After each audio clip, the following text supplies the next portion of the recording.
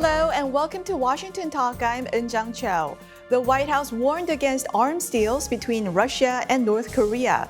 And North Korea is heightening tensions on the Korean peninsula, rehearsing occupying South Korean territories while launching a spy satellite and ballistic missiles. Today we discuss how the US and South Korea can deter North Korea's weapons developments while managing relations with China and Russia.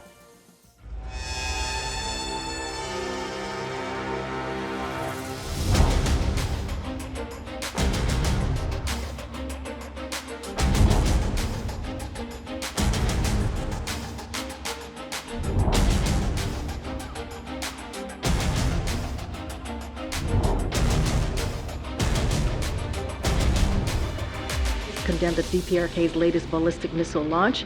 This launch is in violation of multiple United Nations Security Council resolutions and possesses a threat to the DPRK's neighbors and international community.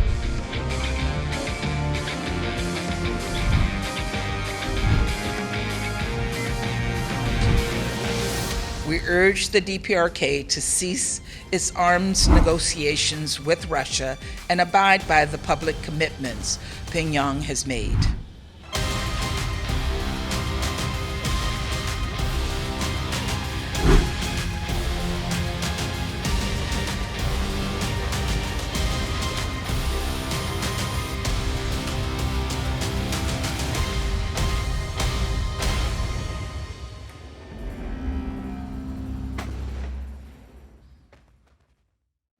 In the studio with me, Mr. Sidney Seiler, former National Intelligence Officer for North Korea on the National Intelligence Council until July of this year. Mr. Seiler was the special envoy for the six-party talks and National Security Council Korea Director during the Obama administration. Mr. Seiler also served as a senior analyst for U.S. Forces Korea. Mr. Seiler has worked on North Korea issues for over 40 years. Also joining us, Mr. Vann Van Diepen, former Principal Deputy Assistant Secretary of State for International Security and Non-Proliferation. Mr. Van Diepen was the National Intelligence Officer for Weapons of Mass Destruction and Proliferation in the Office of the Director of National Intelligence. Welcome to the program. Nice to be here. Nice to be here. Now, Mr. Van Diepen, after the Camp David trilateral between the U.S., South Korea, and Japan is quickly changing in the region. North Korea conducted command post exercises, fired short-range missiles, and also failed its second attempt to place its spy satellite into orbit. Now, the North Korea says the problem was with the emergency blasting system during the third stage flight. However, there are also observations that there is evidence that the second stage flight was partially abnormal as well. So what went wrong? Well, as usual with North Korea, we don't really know.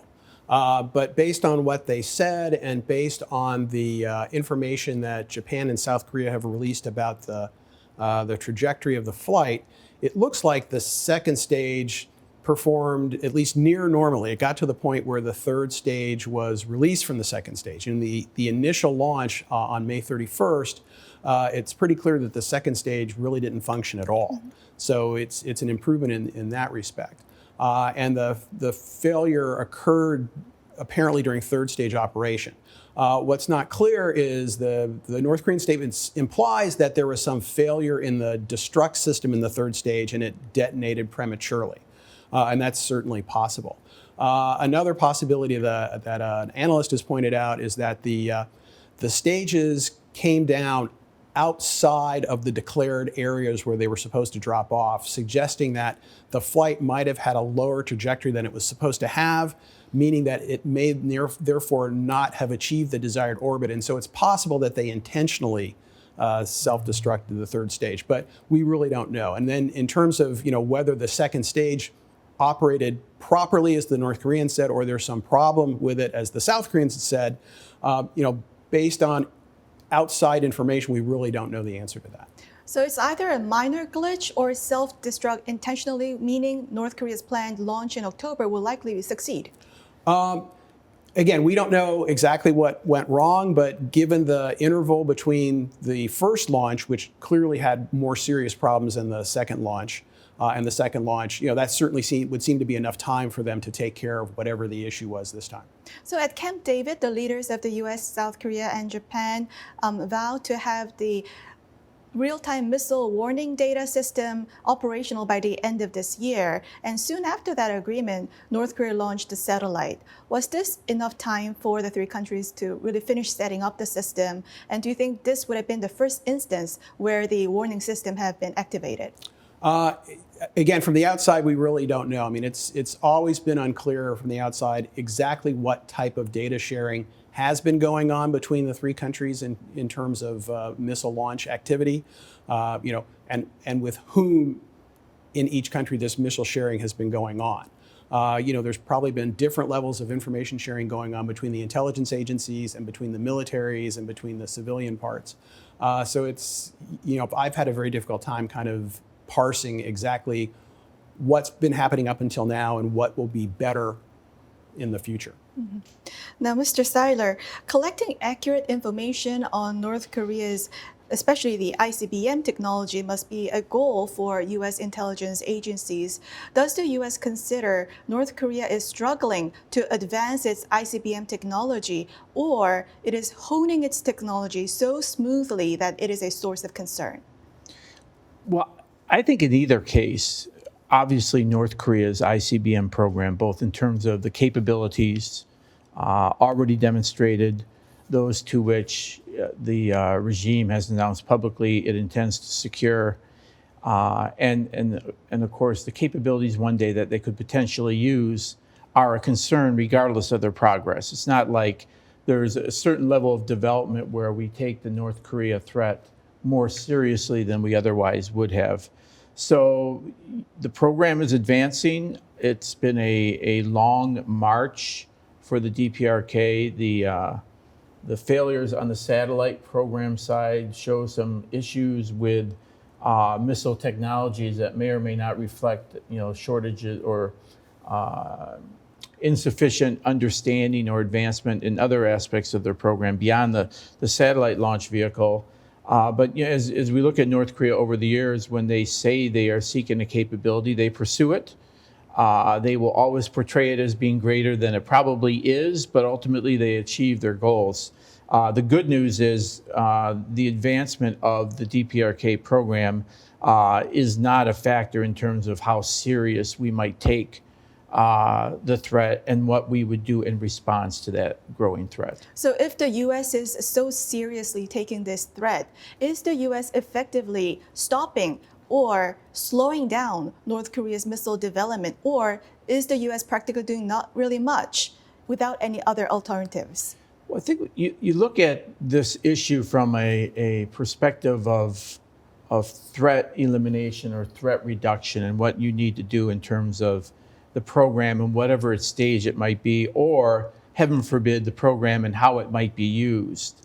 There's multiple dimensions in which we have ongoing activities. First of all, we maintain a strong alliance, and the most recent trilateral summit is just further evidence of how close and robust and qualitatively advancing over time our relationships are. And this really this counters, in many ways, a growing North Korean nuclear missile threat. We promote international cooperation on sanctions enforcement. Often we need to remember that when a sanction is either issued at the national level by a country like the United States, the ROK, Japan, or others, or whether it's issued out of the Security Council resolution, the issuance of it is just the beginning. It requires constant enforcement and a lot of diplomatic effort to try to seek to keep that pressure on, to try to seek to curtail foreign currency flows into North Korea, to try to seek to curtail, eliminate acquisition of sensitive technologies necessary for the program from outside.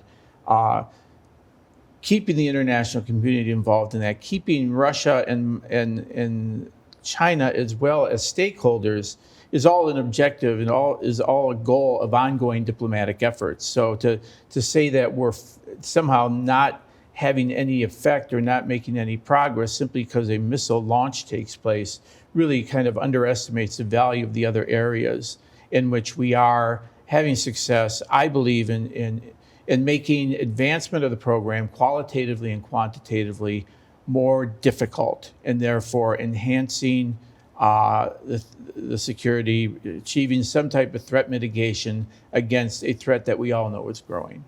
Mr. Van Diepen, do you think there was Chinese or Russian assistance in the North Korean satellite launch? In the actual launch itself, probably not.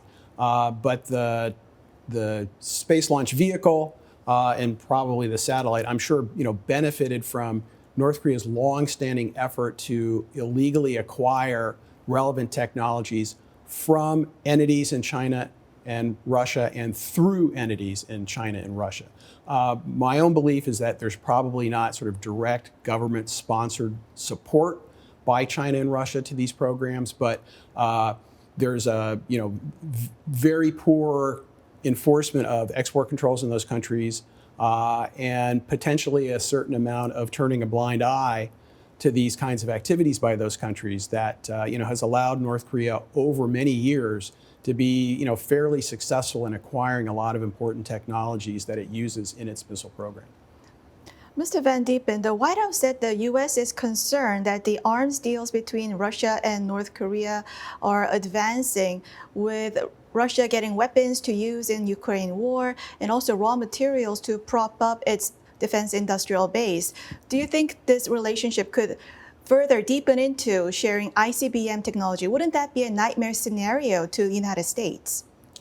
Well, first of all, the discussion that we've seen publicly about this suggests that the cooperation Russia is seeking right now from North Korea has to do with conventional artillery ammunition, which is a big need for them to sustain the war in Ukraine. You certainly can't rule out the possibility that that kind of cooperation might expand, but Russia has a lot that North Korea might be interested in, well short of ICBM technology. So I would think there's an awful lot of trade space for Russia with North Korea without getting into that kind of technology, which I think the Russians regard as sort of a crown jewel technology, in part because they're probably concerned that if it makes its way to North Korea, it might be easier for us to get insight into that technology and use it to develop countermeasures to their missiles, to Russia's missiles. Short of ICBM, what would be other stuff? I would think, fighter aircraft technology, surface-to-air missile technology, anti-ship missile technology, areas where North Korea has real needs, and Russia could be a potential supplier. Mm-hmm. Mr. Seiler, North Korea plans another satellite launch in October. It's been a long-term U.S. goal to cut the cash flow for North Korea to develop its weapons programs. Now, is the U.S. failing in that regard? What needs to be done to further tighten the screws on North Korea? Somewhat similar to your earlier question, and again, I can't help but repeat the point that we are in a constant effort to try to encourage the international community to cooperate in enforcing sanctions that are on the book, both in letter and in spirit, and reminding the international community that a growing North Korean nuclear missile threat is a longer-term destabilizing factor that is just simply unacceptable, and that countries should be interested in cooperating in the enforcement of these sanctions to curtail those foreign currency flows, to curtail North Korea's access to sensitive technologies necessary to advance the programs. Some say the United States should now target large Chinese banks rather than Dandong Hongxiang, which was only a small institution, and rather than targeting individuals who can change their identity in the passports. Do you agree with that?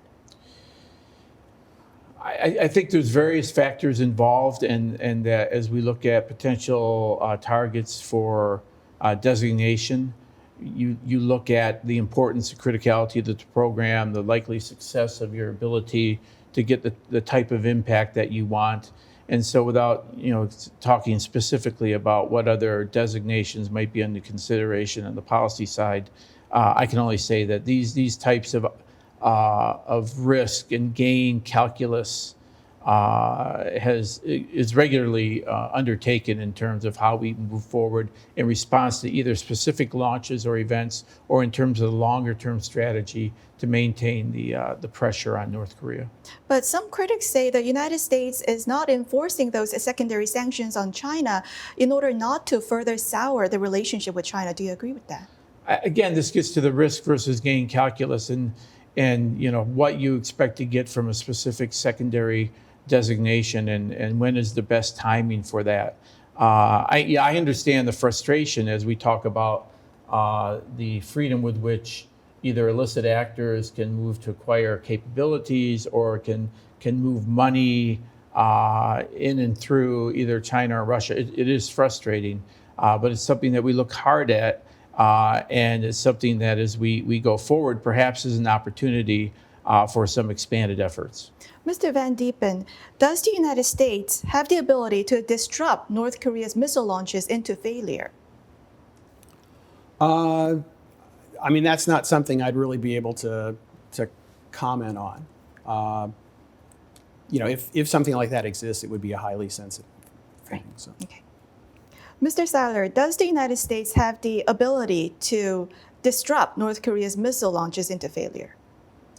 Yeah, I have to echo Van's comments on the sensitivity of that. I think as you look at how North Korea depicts its failures and the credibility of those claims, the ROK recovery of satellite and parts of the first launch, and the claims that were made, there's many reasons to believe these failures are part of the R&D development program, the R&D program. And beyond that, I really couldn't comment. Mm-hmm. Now, Mr. Seiler, at Camp David, South Korea joined the U.S. and Japan in criticizing China by name for its coercive actions in the South China Sea and against its actions against Taiwan. South Korean opposition warns of Chinese retaliation against South Korea. But China is reserved in its reaction to Camp David, even calling South Korea a partner for cooperation. Do you think the Yoon Suk-yeol government's approach to China is effective? I do. And, having been watching this for many years, I understand the variables that go into ROK's policy towards and posture towards China. I happen to have been in Korea in 1983 when a China civil airliner was hijacked and landed in Chuncheon at a U.S. base there, Camp Page. And I remember back then it was the first diplomatic contacts that Korea had with China, going back to the Korean War, so 1983. Imagine if you put your mind back in that time period.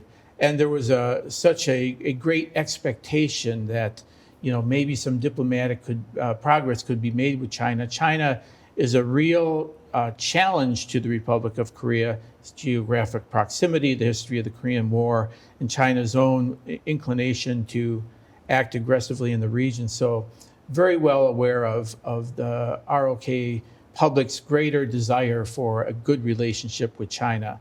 And what we have emphasized over the years is that the type of relationship you want, a good relationship with China, involves a relationship with China that's acting in accordance with international norms, standards, rules, and that the type of, and that we want to shape China so that its relations with countries like the Republic of Korea and others, particularly on its geographic periphery, are healthy relations. And President Yoon understands this, and part of this is being willing to stand up to Beijing when it diplomatically threatens or seeks to coerce a certain type of behavior.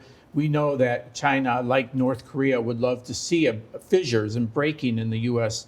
ROK alliance, and any cooperation with the United States is seen negatively by Beijing and Pyongyang.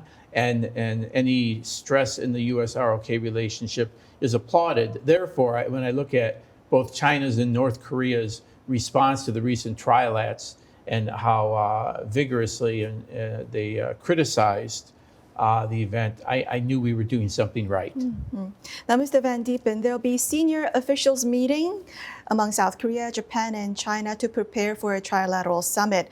South Korea is out to stabilize its relations with China and Russia. Do you think there's any reason why China or Russia should reject South Korea's rapprochement?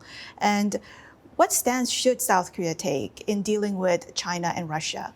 Well, this is probably really more Sid's area than mine, but I would think that at a minimum, Russia and China certainly would be looking for opportunities to try to, drive fissures in the alliance between the U.S. and South Korea. So from that standpoint, if nothing else, talking nice with the South Koreans is probably, in their mind, a good thing to do. Mm-hmm. And Mr. Seiler, previous U.S. governments pursued policies to avoid situations where China and Russia cooperate. Now, China and Russia has had rivalry to a certain extent until now, but now they have friendship without limits. Does it show that U.S. policy has failed now that the United States has both China and Russia as enemies? Well, I would say, first of all, that this honeymoon era, if maybe it's the wrong term, but this improvement in relations between Beijing and Moscow, it's way too early to tell how the sustainability and the true nature of what this alliance might mean going forward. I think the history of the Cold War is, even where you might have ideological shared interest and even some limited policy agreements, that some of the distrust and some of the competition and the fact that, what do these countries really have to offer to each other will at the end of the day be very limited. And I think that's why it is extremely premature either to declare that there is a new era of Russia-China cooperation that will be sustained in the future, or conversely, that somehow U.S. failures in diplomacy have contributed to the forming of this new bloc. In fact, a good example is you look at the summit. Now, just imagine when you look at all the elements of the Camp David summit, the statements that were released, the spirit of Camp David, et cetera, and the joint statement, the visible interaction between the leaders there. And imagine Xi Jinping, Vladimir Putin, and Kim Jong-un getting together at some resort outside of Moscow or outside of Beijing or even outside of Pyongyang, and what type of statements that would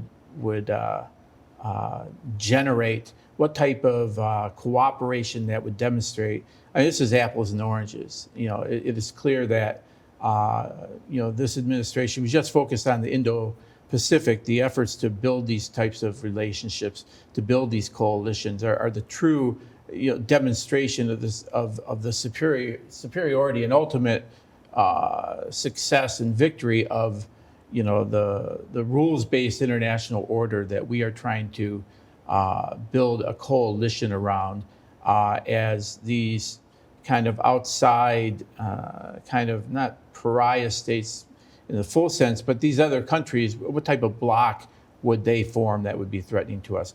The security concerns are great. Russia, DPRK military cooperation, obviously an area we have to be worried about. China, throwing a lifeline to North Korea and helping to circumvent sanctions is something we need to be worried about. But in terms of a powerful bloc that represents some type of diplomatic failure on the U.S. part, I just don't think it would be fair it would be right to see these recent diplomatic developments as being such a grave danger to the United States. Well, and I think you can make the case that it's because of the long-term success of U.S. policy that Russia and China are cooperating more. They see that success as a threat, and they're trying to blunt what we're able to do and compete with what we're able to do. Right. Right, that's all the time we have for this week. Mr. Van Diepen, Mr. Seiler, thank you very much for joining us. Thank you very much. Nice to be here. Nice to be here.